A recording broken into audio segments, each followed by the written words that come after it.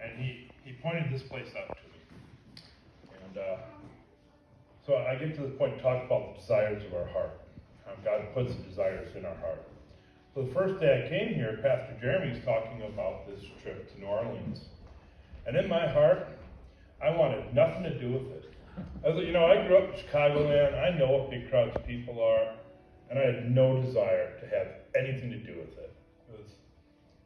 And I just left it at that. It's like, I know New Orleans is full of voodoo, and it's just all this terrible part of the country. I had no desire to go there ever. Never in my life.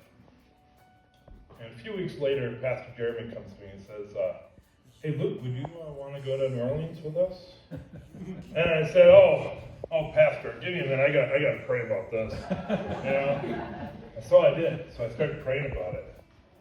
The Lord told me, he said, I brought you to this church, and I brought this trip to you. And I found myself loving the idea of this. I found myself so on fire, so excited. It's all I could think about and talk about for weeks prior to this trip. God truly does put the desires in our heart. Never in my life have I seen such a 180-degree change in my own heart.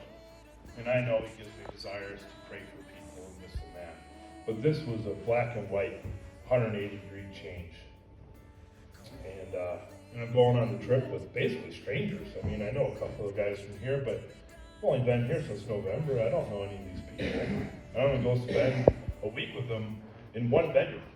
There's 10 of us in one bedroom, And I'm like, Lord. And he told me, he said, Luke, I brought you to this church, and I'm going to bring you on this trip. And every other person that's on this trip, I put on Pastor Jeremy's heart to invite. Each person has been divinely appointed to go on this trip. When he told me that, I was at peace.